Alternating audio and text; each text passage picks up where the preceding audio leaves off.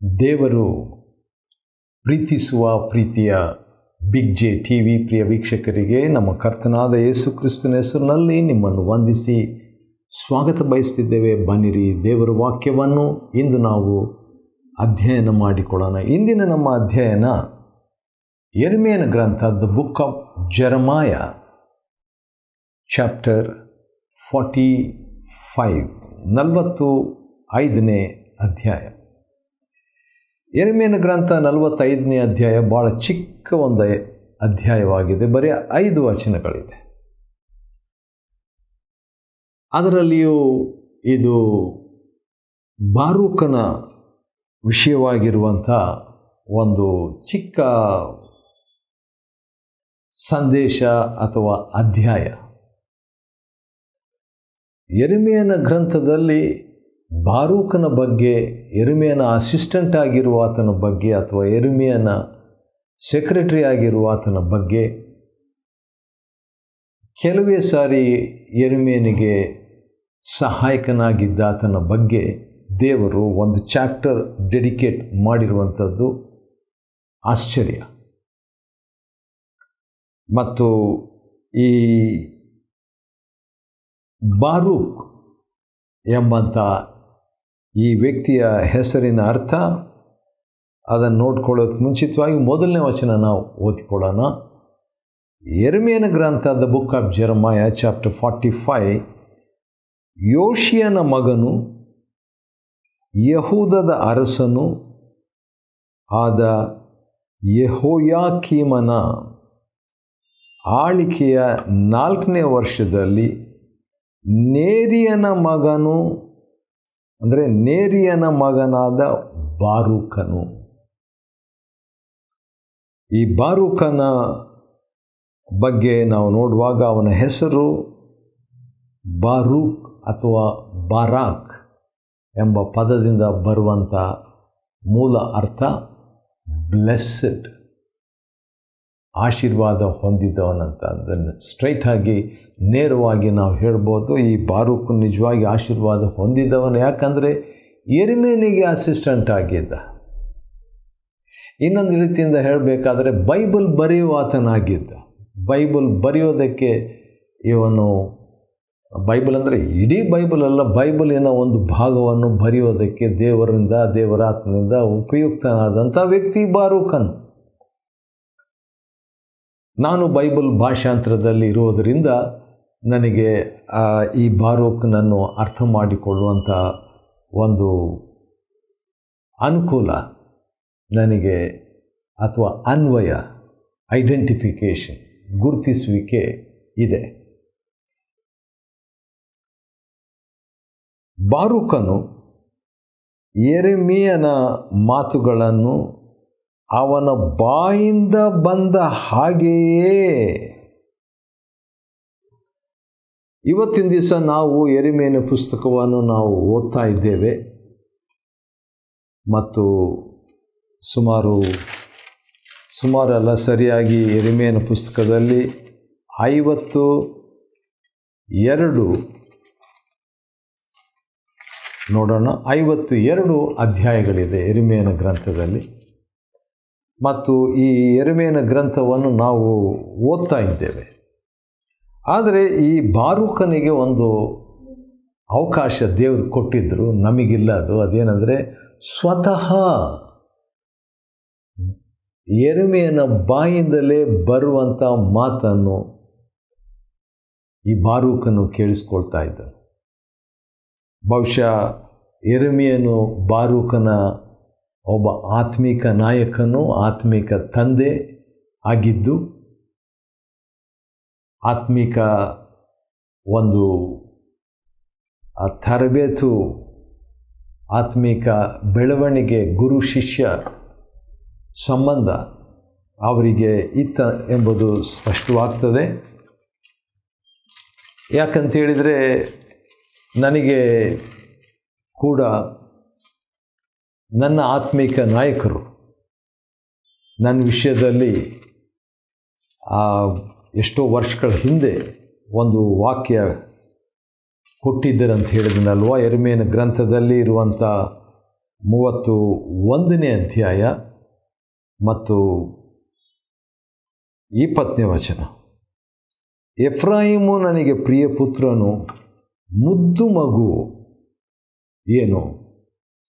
ಅವನ ಹೆಸರೆತ್ತಿದಾಗೆಲ್ಲ ಅವನನ್ನು ಜ್ಞಾಪಿಸಿಕೊಳ್ಳುತ್ತಲೇ ಬರುತ್ತೇನೆ.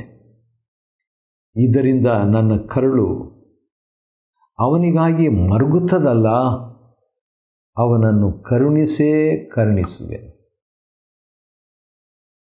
ಎಂಬುದಾಗಿ ದೇವರು ಈ ವಾಕ್ಯ ನಿನಗೆ ಕೊಡಬೇಕಂತೇಳಿ ಕೊಟ್ಟರು ಅಂತೇಳ್ಬಿಟ್ಟು ನನ್ನ ಆತ್ಮಿಕ ನಾಯಕರು ದೇವರಿಂದ ಆತ್ಮಿಕ ನಾಯಕನಿಗೆ, ಆತ್ಮಿಕ ನಾಯಕನಿಂದ ಆತ್ಮಿಕ ಮಗುವಿಗೆ ಆ ರೀತಿಯಾಗಿ ನನಗೆ ಸಿಕ್ಕಿದಾಗ ನನಗೆ ಭಾಳ ಖುಷಿ ಆಯಿತು. ಯಾಕೆಂದರೆ ನನ್ನ ಆತ್ಮಿಕ ನಾಯಕ ಒಂದು ಸಾರಿ ನಮ್ಮ ಚರ್ಚ್ನಲ್ಲಿ ಒಂದು ಚಿಕ್ಕ ಡ್ರಾಮಾ ಮಾಡಿದ್ವಿ. ದಾನಿಯೇಲನ ಒಂದು ಜೀವನ ಚರಿತ್ರೆಯನ್ನು ಒಳಗೊಂಡಂಥ ಒಂದು ಡ್ರಾಮಾ ಅದು. ಆ ನಾಟಕದಲ್ಲಿ ನಮ್ಮ ಸಭೆಯಲ್ಲಿ ಅದನ್ನು ಒಂದು ದಿನ ಪ್ರದರ್ಶಿಸಿದಾಗ ಆ ಒಂದು ದಾನಿಯೇಲನ ಹಿನ್ನೆಲೆಯಾಗಿ, ಬ್ಯಾಕ್ಗ್ರೌಂಡ್ ಆಗಿ ನನ್ನ ಆತ್ಮಿಕ ನಾಯಕರು ಆ ಒಂದು ಡ್ರಾಮಾದಲ್ಲಿ ಯೆರೆಮೀಯನಾಗಿ ಅವರು ಅಭಿನಯಿಸಿದರು. ಹಿ ಆ್ಯಕ್ಟೆಡ್ ಆ್ಯಸ್ ಅ ಜೆರೆಮಾಯ. ಇನ್ನೂ ನನಗೆ ನೆನಪಿದೆ, ಗಡ್ಡ ಎಲ್ಲ ಇಟ್ಕೊಂಡು ಯೆರೆಮೀಯನ ಹಾಗೆ ಅವರು ಕೂತ್ಕೊಂಡು ಶದ್ರಕ್, ಮೇಷಕ್, ಅಬೇದ್ನೆಗೋ ಎಂಬಂಥ ಯೌವನಸ್ಥರಿಗೆ ಬಾಬೆಲಿನ ವಿಷಯದಲ್ಲಿ ಎಚ್ಚರಿಕೆಯನ್ನು ನೀಡ್ತಾ ಇರುವಂಥ ಒಂದು ಪ್ರದರ್ಶನ ಅದು. ಆ ಯೆರೆಮೀಯನಾಗಿ ಅಭಿನಯಿಸಿದಂಥ ಅದೇ ವ್ಯಕ್ತಿ ನನ್ನ ಆತ್ಮಿಕ ನಾಯಕನಾಗಿ ಇವತ್ತಿನ ದಿವಸ ಅಥವಾ ಈ ದಿವಸಗಳಲ್ಲಿ ಇಂಥ ವಾಕ್ಯ ನನಗೆ ಕೊಟ್ಟಿದ್ದು ಅದು ಆಶ್ಚರ್ಯ. ಮತ್ತು ಆ ವಾಕ್ಯವು ಹೊಸ ಒಡಂಬಡಿಕೆಗೆ ಲಿಂಕ್ ಆಗಿದ್ದು ಇನ್ನೂ ಆಶ್ಚರ್ಯ. ಇದನ್ನು ನಾನು ಯಾಕೆ ಹೇಳಬೇಕಂತ ಹೇಳಿದರೆ, ಯೆರೆಮೀಯನಿಗೂ ಬಾರೂಕನು ಒಬ್ಬ ಆತ್ಮಿಕ ಸಂಬಂಧಿಯಾಗಿದ್ದಾನೆ. ಇಲ್ಲದಿದ್ದರೆ ಒಂದು ಚಿಕ್ಕ ಚಾಪ್ಟರ್, ಚಿಕ್ಕ ಅಧ್ಯಾಯ, ಮೂಲ ಭಾಷೆಯಲ್ಲಿ ಅಧ್ಯಾಯ ಇರಲಿಲ್ಲ. ಅದು ಬಂದಿದ್ದು 1228ರಲ್ಲಿ, ಸುಮಾರು ಆ ವರ್ಷಗಳಲ್ಲಿ. ಆದ ಕಾರಣ ದೇವರು ಆತ್ಮಿಕ ಮಗುವನ್ನು ಮರೆಯೋದಿಲ್ಲ. 52 ಅಧ್ಯಾಯಗಳಲ್ಲಿ ಒಂದು ಅಧ್ಯಾಯ ಆತ್ಮಿಕ ಮಗುವಿಗಾಗಿ, ಸ್ಪಿರಿಚುವಲ್ ಚೈಲ್ಡ್ಗಾಗಿ, ಮೆಂಟಿಗಾಗಿ, ಅಂದರೆ ಶಿಷ್ಯನಿಗಾಗಿ, ತರಬೇತಿ ಹೊಂದಿದ ವ್ಯಕ್ತಿಗಾಗಿ ಕೊಡಲಾಗಿದೆ ಎನ್ನುವಂಥದ್ದು ಭಾಳ ಗಂಭೀರವಾದದ್ದು. ಸರಿ, ಬಾರೂಕ್ ಅಥವಾ ಬಾರಾಕ್ ಎಂಬಂಥ ಪದದ ಅರ್ಥ ಆಶೀರ್ವಾದ ಹೊಂದಿದ್ದವನು, ಮೊಣಕಾಲೂರುವವನು, ಆರಾಧಿಸುವಂಥವನು, ಕೃತಜ್ಞತೆ, ಥ್ಯಾಂಕ್ಸ್ ಹೇಳುವಂಥ ಆತನು, ಸ್ತೋತ್ರ ಮಾಡುವ ಆತನು ಎಂಬ ಅರ್ಥವನ್ನು ಕೊಡ್ತದೆ. 330 ಸಾರಿ ಈ ಬಾರೂಕ್ ಅಥವಾ ಬಾರಾಕ್ ಎಂಬಂಥ ಪದ ಬೈಬಲ್ನಲ್ಲಿ, ವಿಶೇಷವಾಗಿ ಹಳೆ ಒಡಂಬಡಿಕೆಯಲ್ಲಿ ಬರುವಂಥದ್ದಾಗಿದೆ. ಮುಂದುವರಿಸೋಣ. ನಾವು ಈ ಬಾರೂಕನ ವಿಷಯದಲ್ಲಿ ಮುಂದೆ ಏನೇನಿದೆ ಎಂಬುದಾಗಿ ನೋಡೋಣ ಬನ್ನಿರಿ.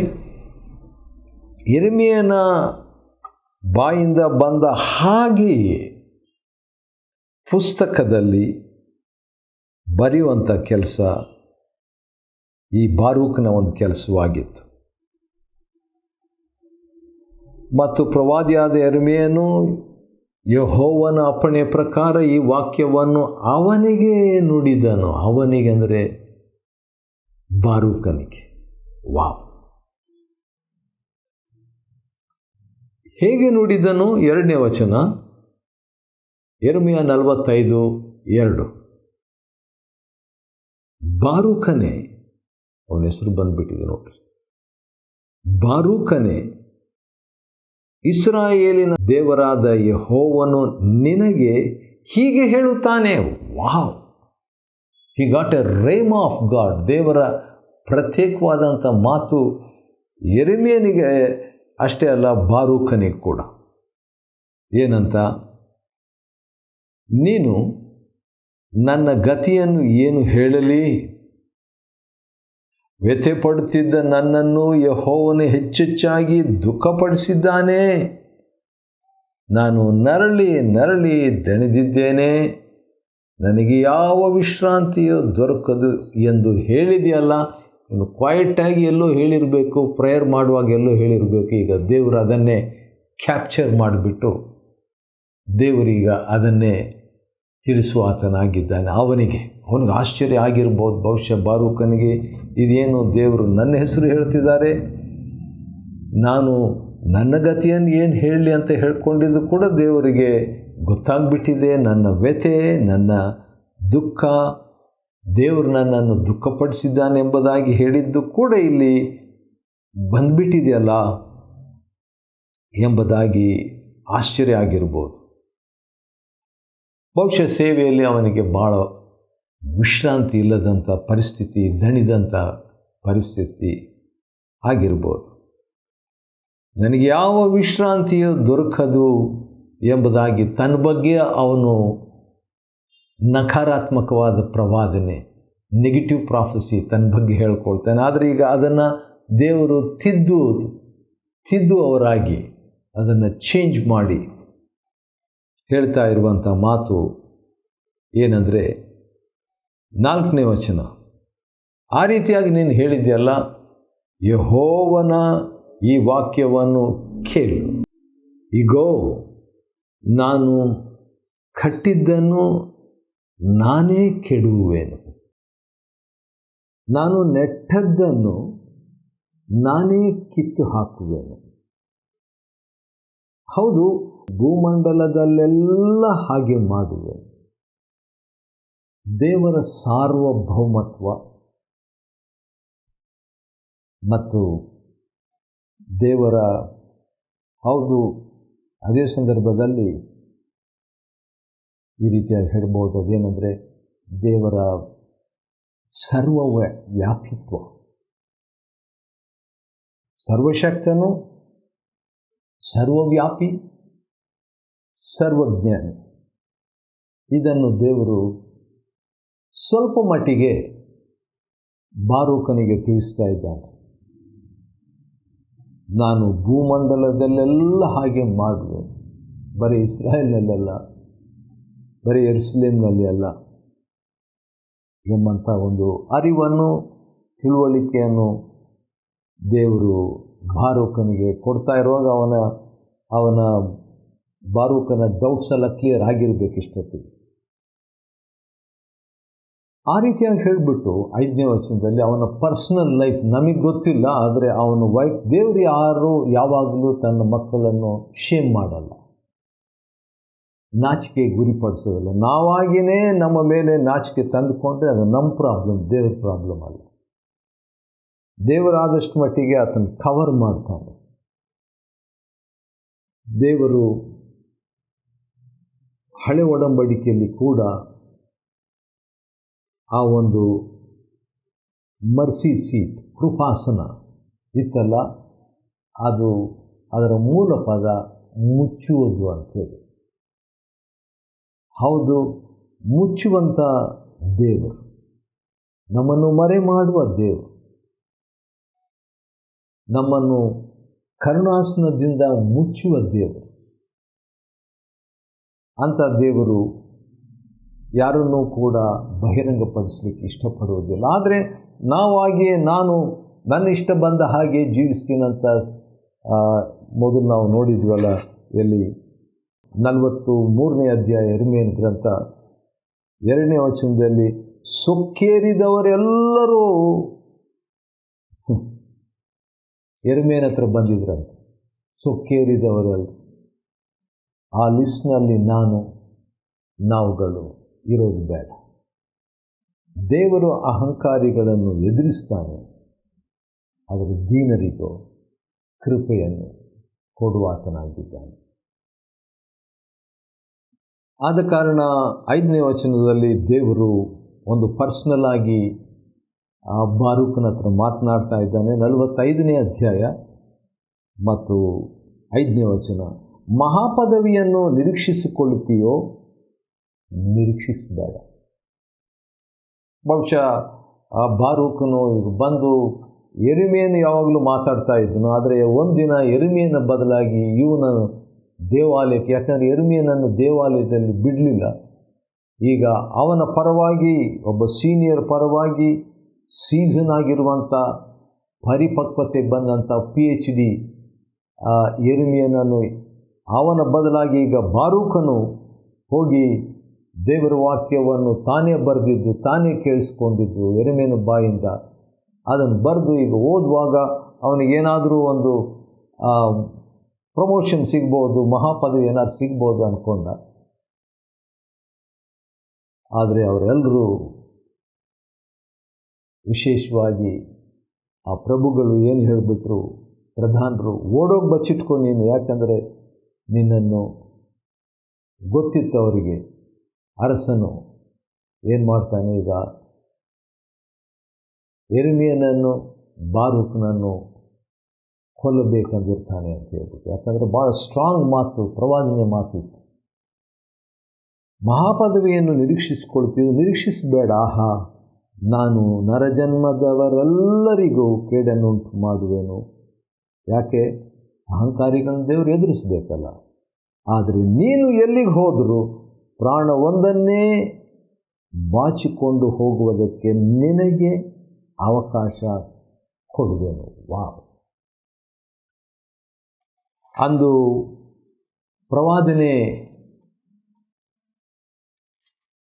ಪ್ರವಾದನೆಯನ್ನು ಓದಿದ ಮೇಲೆ ಬಾರೂಕನು ಯೆರೆಮೀಯನ ಪರವಾಗಿ, ಆದರೆ ಅವನನ್ನು ಹೇಗಾದರೂ ಮಾಡಿ ಹಿಡಿಬೇಕು ಅಂತ ಹೇಳ್ಬಿಟ್ಟು ಅರಸನ್ನು ಪ್ರಯತ್ನ ಮಾಡಿದಾಗ ಏನಾಯಿತು?